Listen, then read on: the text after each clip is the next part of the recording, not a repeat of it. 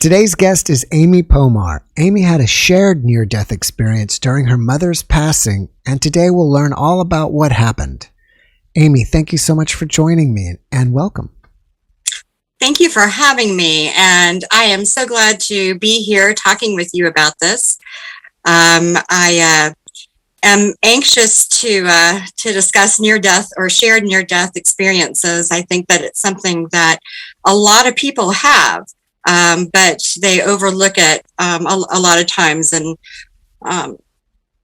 it's a way for you to have comfort and to have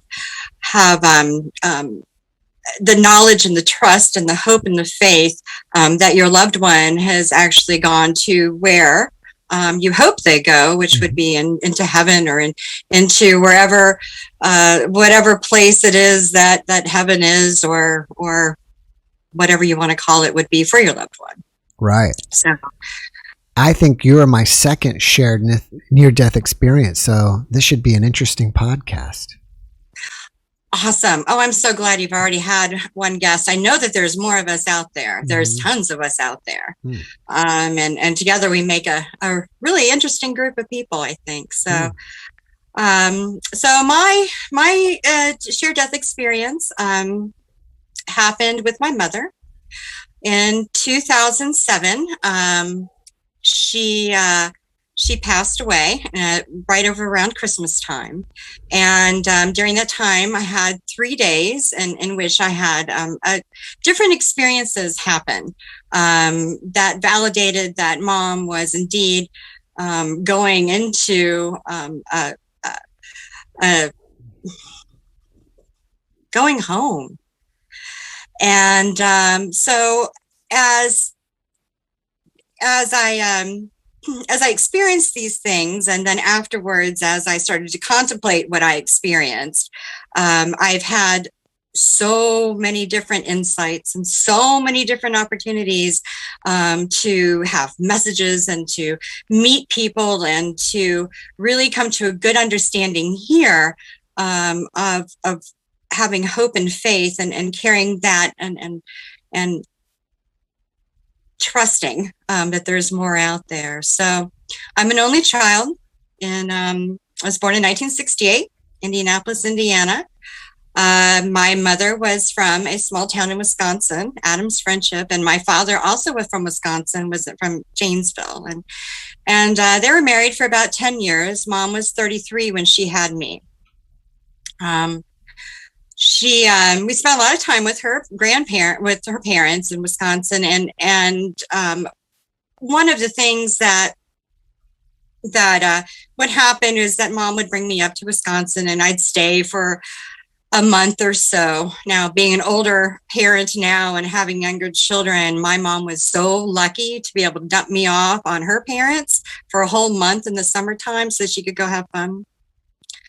Anyway, to me, so that was amazing. And we would go and do fun things. And one time, I think I was about 4, I was there, and we had a new puppy, and I was out back with my grandma's in rural Wisconsin, her backyard. And I saw this Native American guy kind of walking by and in the woods. And there were a lot of, there was a reservation not too far from there. So it really wasn't outside the scope of possibility.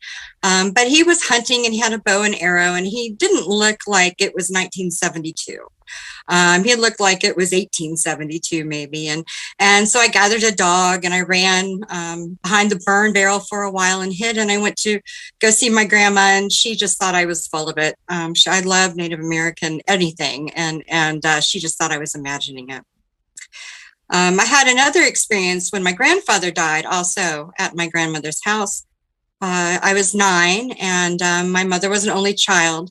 So when her dad died unexpectedly, it was very traumatic for her, of course. And we raced from Indianapolis up to Wisconsin, and I was 9. It was 1976, and I remember they put me in bed that night and let me sleep in my grandma's room, and I put me in bed with my grandfather's side, and the door was right here. And I was asleep, I was awake, I don't know. Grandpa came, he said, "Take care of your mom and your grandmother." I said, "Yes, sir." And the light was behind him, and that was it. So we're going to fast forward now to 1985, and Mom has a stroke in 1985 that left her disabled for the rest of her life. She was 47 years old, and she lived till she was 72, and lived alone. How that woman made it through things, I don't know. It was way before Instacart. It was way before Amazon. She had to depend on me to come and do groceries, and I was always late. So, you know, she had a very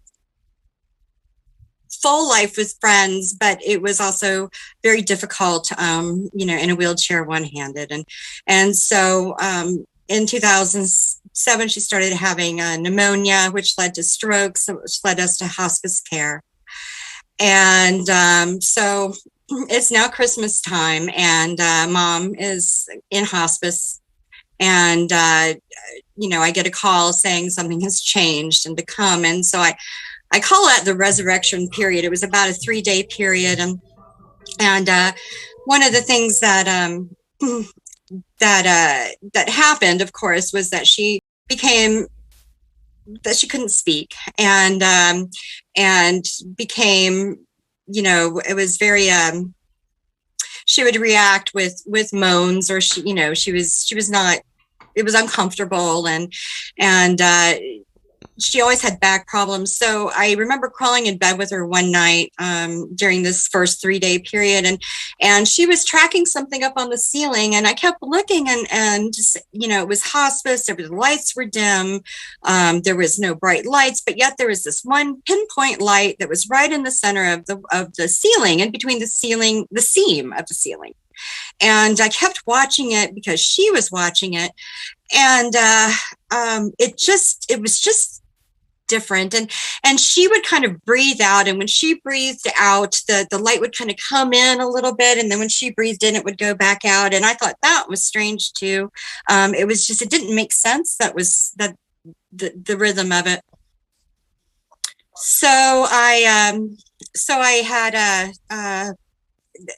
kind of fallen asleep, and I knew while I was laying there that this was the light of God, and that they were watching out for Mom, and I kept getting these things, but I didn't know if I was just lucid dreaming or if I was asleep or awake. And the nurse came in, and I popped out of bed really quick. I was kind of embarrassed that I was laying there, and was really disoriented, and I didn't know what was going on.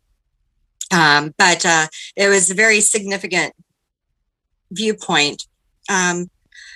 Later, interesting enough, my dad also was in the hospital. He also mentioned seeing this light on the crack of the ceiling. Didn't put 2 and 2 together until years later. But so it's day one. Day two, she woke up, and we all benefit from hearing our loved ones come back. And she took a breath, and she goes, "Oh, Amy, it is the most beautiful place I've ever seen in my entire life. Oh my gosh, I'm home. I'm home. I'm home." And I'm like, wow, all right. So she's home, and I'm like, wow, okay, well, home. I didn't think home with God. I just thought home in Wisconsin. So I started asking her, I'm like, well, are you in front of your house? I could see it plain as day. And she said, yes, I am. And I said, well, what are you waiting for? Go inside. And and she goes, oh, mother, oh, father or daddy. And then she named some other relatives that were at the table, and I could see them. And I did not know them by face because they were people that passed on before I was born. But I knew my grandfather and I knew my grandmother, and they were there. And so I knew she was in good hands. And she said a little poem about eating pie with cheese, because she's from Wisconsin, and you eat cheddar cheese on top of your pie. And so she said a poem that Grandpa, I don't remember it, I wish I did, had said about pie. And I thought, well, let's just see. And I asked her, Mom, when I was little, I saw an Indian, and she said, that's the one who walks between worlds, and you weren't supposed to see him, or something like that. And I just was flabbergasted. And then I'm sorry. Nope. Sorry. I have a 12-year-old. It just popped his head in. And then I said, okay, well, that was Indian. Let's see about Grandpa. And so I saw Grandpa in my mind. And before I could say anything, she said, yes. Grandpa says, thank you very much. You did a great job. And I had never told her about Grandpa because she loved him so much. She was his only child. And she cried every single time you would mention him. And then after her stroke, she would still cry even more. And so I never, ever told her about that. So I knew when she said Grandpa said thank you, that she was in heaven. And I realized at the time that I'm listening to a heavenly voice through a filtered body here on earth. And I'm like, she's up there with all of them, and I could see them, and I knew it. And without a doubt, I thought I was just imagining things. So the last day, when that was Christmas, it was a nice gift too. But the next day, day after Christmas, was her final day. And we went and we sat and sat by her bed. And I was with her for most of the day. And she labored as she was, coming close. And my husband came, and he was over on the other side of the room. And I was on this side of the bed, and the other side, there was the hospice nurse. And there was a few times that, the breath had almost stopped, and, the breath rattle and everything else. And I was very close to her and physically. And I knew that the breath was important. And I knew that it was, sorry. The breath was important, and I knew that it would help her if she could mimic my breath. So as she's laboring and she's trying to blow this air out, I'm very close to her face, and I'm breathing with her.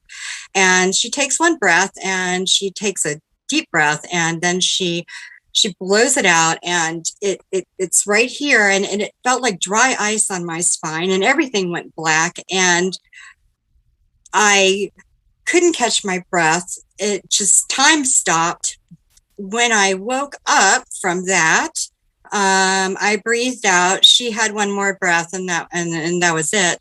But the nurse that was across the bed before this happened, and my husband, he was in the corner before this happened, now were in back of me and beside me when I woke up from this experience. And so I knew that something had happened physically. And then in addition to that, after, I was so inappropriate with my feelings of joy that Mom had gone to heaven. It's you're in the middle of hospice, and I couldn't contain the joy that she was not in this broken body anymore. And we stayed until I saw her leave with to go to the funeral home. But it was profound, and it started me seeking. And things kind of calmed down. My husband's father died about 6 months later. So both of us had a lot of loss in a short amount of time. And then at age 40, I got pregnant with my second child. And so now we've lost our parents. It's the whole life is different. And when life started to settle down, my new baby, he was a little different. He was very empathic. He would do things that were a little different that other babies would, like laughing at a really young age at an appropriate funny thing, and just kind of kept me seeking. And I started Ancient Aliens has started coming on, and I would start knowing things, they would start talking about something. I'd be like, oh, well, it's because the earth did this, this, and this. And I had no interest in it or any prior experience or anything in it. And so I would start seeking answers, and just whole world just opened up. One of the side effects from having a near-death experience that is the same as having a shared near-death experience, and I believe it has everything to do with your electromagnetic field, your personal body field, and passing through that field unveils you, and passing back down into your body through that electromagnetic field again, kind of solidifies it in an overlay. I don't know if you know what an overlay is, but it's the best way I can describe that is when you're looking at a encyclopedia of the human body, and you have the skeletal system, and then you have the endocrine system, and you have all of these different overlays of your body. We also have those spiritually, physically, etherically, magnetically, in lots of different ways. And then those magnetic fields or electromagnetic fields actually end up kind of compressing together. And then they create your aura. And some people are gifted enough to see that. So little things like that would start popping up. And so this has been going on for quite a while. I have investigated so many different aspects of so many different things, that I've learned that everything counts, that consciousness and messages happen every day, all day long for us. If you were to count the times, you would say, funny you should mention that, in a week. Funny you should mention that. Those are examples of the unity consciousness flow that kind of goes through us all right now, and helps us carry ideas of fear or love or oneness or individuality. And that kind of flows all the way through us. And it's using universal law principles like law of attraction and law of oh no, I can't think of any of them right this second, but using these different laws to kind of navigate through the energy that surrounds us all day long. God sends us people and messages all day long. It's the funny you should know it things. It's the compassion you have for someone that you've never met before. It is the compassion you have for yourself.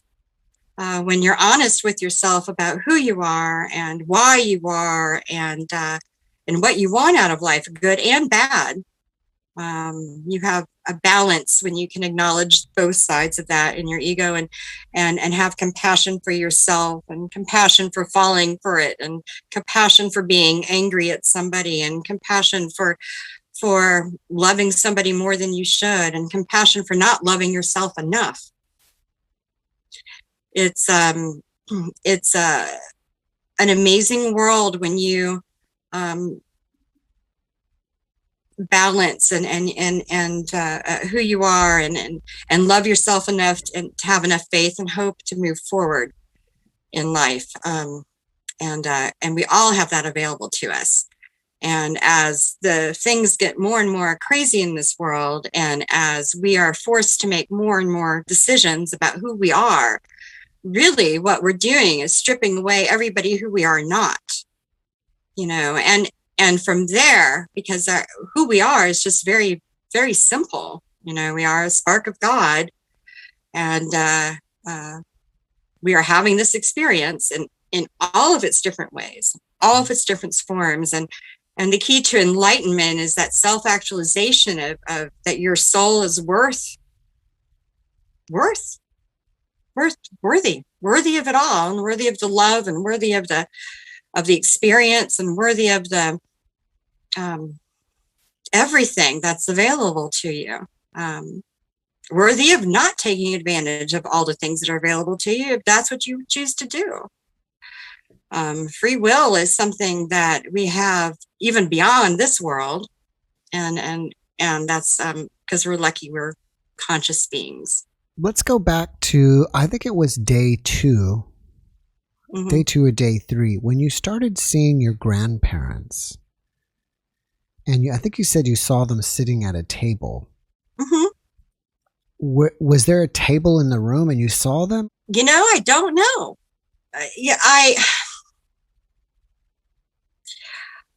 I can see them in my mind's eye now, but there were people at the table that I didn't recognize by sight. So there were people I did not know. There were people that my mother knew, but I did not know. Right. And it might have been her grandparents, or I don't know. So I think I was more there than in my mind's eye, because I don't recognize those people. I think what I'm trying to ask is, do you feel like you entered another dimension and you were conscious, and all of a sudden you were in this other place seeing people at a table? Or was there like a table in the room and all of a sudden these people were there? No. I was in a hospice room. With no. It was my grandmother's dining room in her house in Wisconsin. Oh, okay. So you went all of a sudden, you just like transported from that hospice room into your grandmother's dining room. From the hospice room, it was more like I was seeing it through my mother's eyes. Okay. So I couldn't turn and see her. I just saw what she was seeing. Oh, okay. Yeah. That clears it up. Yeah. That's interesting. Yeah. And it was from the very front of the house, from the street view, of like, I'm back home, to into the room, that is the dining room. And after she died, the town that she grew up in was very, very small. And so the Roseberrys still own the funeral home, and the Roseberry daughter bought my grandmother's house. So I was able to go back into the house years later, and still be, and still see there. And the house was tiny. It was not the same perspective that I had at all. But it felt and still smelled like the house I remember from when I was little. So I thought that was also interesting, because there was a particular smell, probably potato salad or cookies or something. But yeah, and it was still there too. So I was able to identify where I was, even not knowing some of the people. All right. So for me, you truly, to the word, shared the experience because you were seeing through your mother's eyes. Yeah. And it sounds like to me, at the time of her passing, she went into the black void at first, because from what I recall, you saying that you went into a space of black, right? And then you kind of came to consciousness or something, right? In the black area, did you see any beings or anything, or did you just saw black for a while and then you came back to consciousness? I didn't start seeing, no, I didn't see any beings while I was there.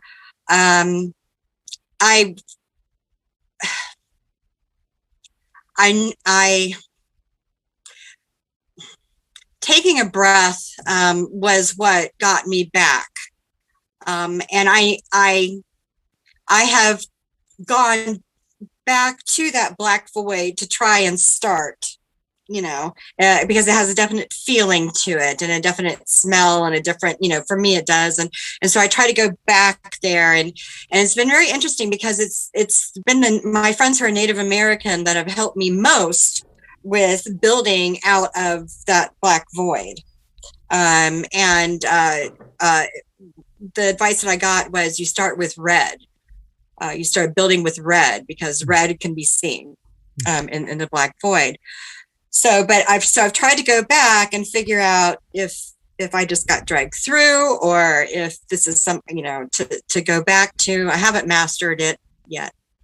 Now, you said it had its own feel and smell to it. So what did it feel and smell like? There's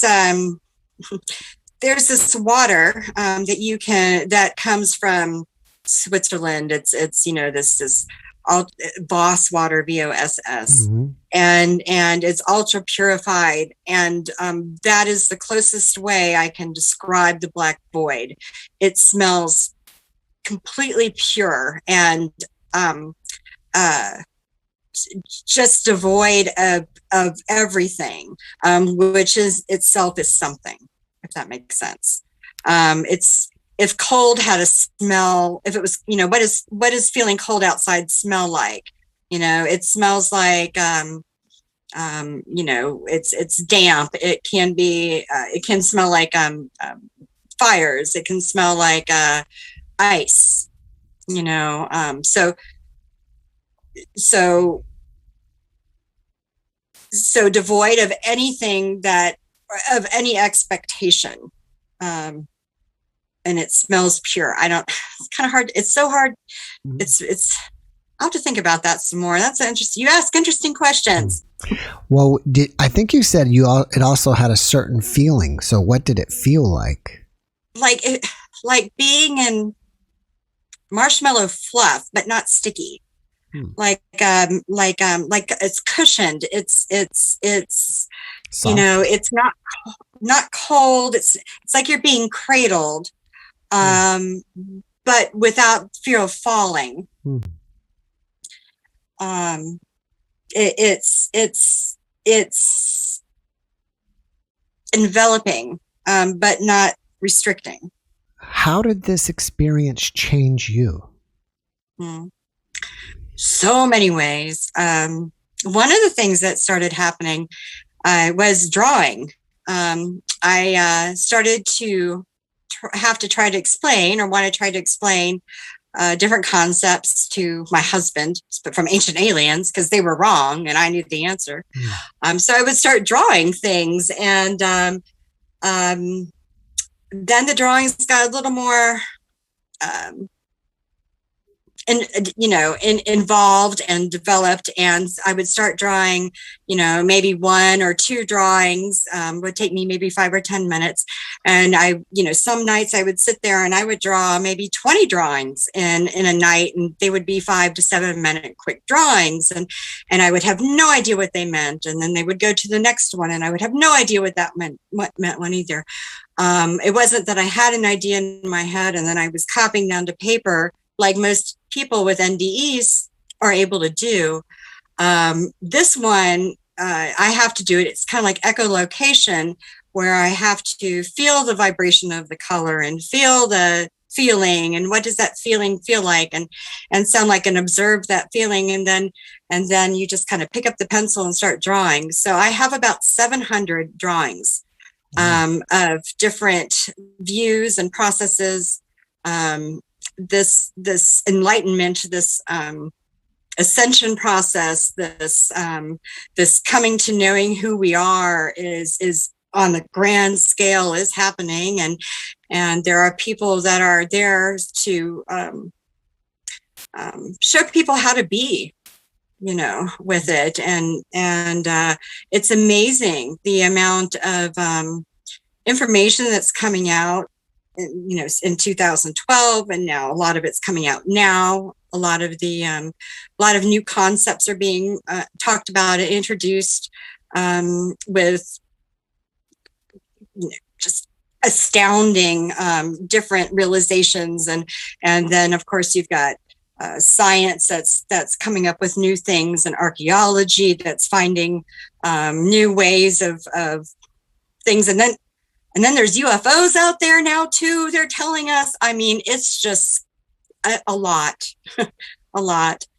But if you listen to everybody, they kind of all have the same message, and it's that there's hope, and that there's, we're all going to be okay. be good with yourself and we'll all be okay. Well, first of all, I want to say I wish I lived near you because I like to watch Ancient Aliens. So I could come over to your house and get a different version of what they're saying. I will be happy to translate any of this stuff for you. It's really not, it's very interesting how they enrapture and capture people's attention with it. Never give you the answers, but they're just right there. Do you feel like you got some kind of massive download and that's why you have all this information? Yes. And I have, yes, it's interesting if I can pick a topic and any topic really. If I don't know about it, I can think about it for a while, or the synchronicity will bring the answers to me, one of the two, but there used to be a TV show called Chuck, and Chuck was worked for the CIA, and he got his friend Bryce had stuck some thing in the computer, and Chuck got all these downloads from the CIA of everything that was ever happened ever on the face of the planet, and all the connections, and it feels like Chuck. It feels like movie slides, one right after another, very quickly, and it's a lot of feeling your way into acting instead of acting your way into feeling. What feeling are you trying to get an answer for? What does this feel like? And follow your gut and your intuition to the right answer. And the truth is within you. It's always within you. And so when you know the truth and you speak the truth and you're comfortable with the truth and can move forward from there, you never have to go back and start from that questioning point again. You can just move forward. And then from there, you've got so many branches. And the information's like that. The more information I ask for, though, the more specific it gets. Like watching all those children come over the border and just trying to grasp how they get here and why they come here and how many of them have come. And, this is just, I can't even fathom being a parent of one of those children, or even being the children, and why, and I'm, and the message I get back is they are illuminating the darkness. They are shining the darkness, and it's so dark, it takes this many of them to get our attention. And so I'm thinking, okay, well, that makes sense, right? And then the next thing you know is you've got pictures of everybody's going down to the border, and they're talking about these kids looking like baked potatoes, shining like baked potatoes. And you know what? I'll be damned if they're not right. There's a whole group of kids that are just shining. They're shining in this really dark covered room, but they're so shiny. Now they're covered by Mylar blankets, but they're shiny. It's the same thing. That makes sense. So I got this validation that, this is really dark stuff, but these children are coming in and they're shining the light on this, and we're seeing it in the form of them looking like baked potatoes, but it's still there. So, it's taking, what you hear yourself, on the inside, and then finding the examples on the outside that match with that and can show and demonstrate to other people what you mean. Do you feel like you got any negative after effects from this experience? Only my own self-confidence. It really, I know that there are people that have bad experiences, but all those should always be the best worst experience of your life. We have them here, best worst experience. The worst thing that ever can happen to you ends up being the best for you inside.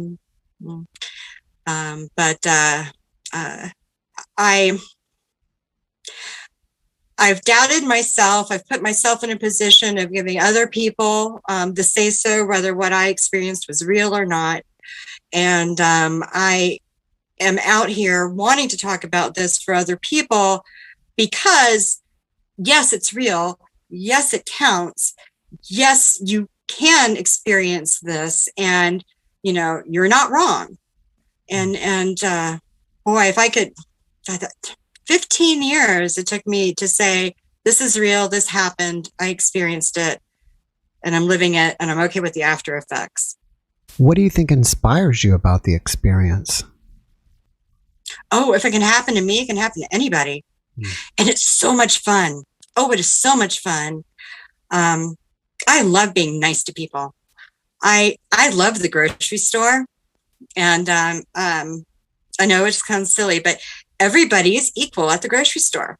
There's not one person on the face of the planet that's not hungry at some time, or have to go get personal items that they don't want the cashier or your friends to see, or go buy some beer, whichever you want. And it's everybody's equal at the grocery store. So especially over the pandemic and everything, and being in Florida, it's been a lot more liberal than other places have been, and I'm very thankful for that. But sometimes I'll walk in the grocery store and I'll think about it, and I'm like, I only want to see people being kind to each other. And I think about that walking in, I'm only going to see people being kind to each other. And then I walk in there and bam, I see people being kind to each other. And sometimes I tell them, thank you. I saw you being kind to that person, and I really appreciated that. I don't think you realized how much you made their day. And, it's, boy, I love that. I just,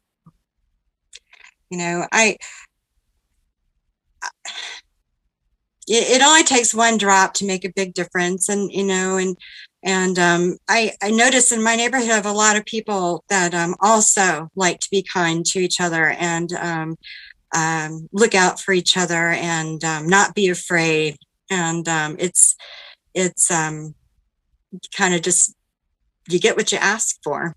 So do you fear death at this point in your life? No. I don't want to hurt, but I don't think anybody wants to hurt. But other than that, no. I know it's just, it's just right here. They're, it's the air is what we are, what we are not taking up space. The air is their space. So, when you ask God to walk with you, or to hold you, and you're wrapped all in air, that's all them. That's our loved ones. That's God. They're it's just right there. And we kind of pass through, and we're in this filtered bubble that, we're here for the experience, and the veil is thinning. So more people are starting to experience things off the corner of their eye. There's feeling different things. And if you follow like the earth movements and the Schumann resonances and stuff, and as those speeds increase, the vibration increases in the earth, and then people start to feel more antsy, kind of like animals feel an earthquake before it happens, right? So kind of like that. And that kind of bubbles through us in different ways. If you're not feeling well, or you're trying to hold your composure for a long time, then you have to, my phone's going to die. Then you have to kind of ground yourself again, and try and figure out what it is that's coming and how you're going to handle it. And as the veil thins and more people experience more etheric, or what was that moments, or they start, feeling like they just saw somebody die.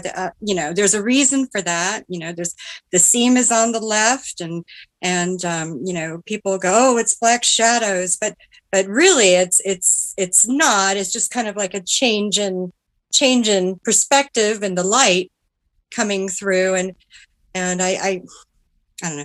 I hope people don't assign negative values to things they don't understand until they have a better understanding of it. And I hope that they, within themselves, find their understanding based on validation they receive in various ways throughout their life. And some things can be validated today, and then you won't hear about them again for another 15 years. And then you're going to, every day for the next 15 days, you're going to be bombarded with the word elephant until you figure it out. All right. I'm going to switch gears on you while you're plugging in your phone. And Okay. do you have a Facebook page or any way people can reach out to you? There we go. I really, really, really would love to talk to everybody about this, because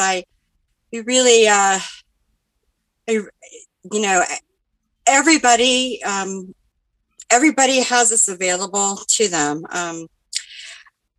My art, I had put on a page called Divine Abstract, and that's on Facebook. And it's DIVINE Abstract. I only sold one drawing in my life, or my one painting, and I sold it for the name, and it was Divine Abstract. So I've been using that. So a lot of my artwork is up there and in there. And I also have messages and Amy Pomar on Facebook. All right, great. Well, before we wrap it up, do you have one last message that you'd like to share with us? Yes. And the message is yes. Whatever you want, and whatever you're asking about, and whatever you think, yes. The answer is yes. And I can't wait for people to tell me what that means for them. I like that.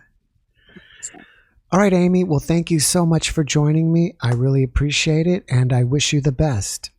Oh, thank you. I really appreciate it too. And have a really great rest of your night. You too. Okay. Bye. Bye-bye.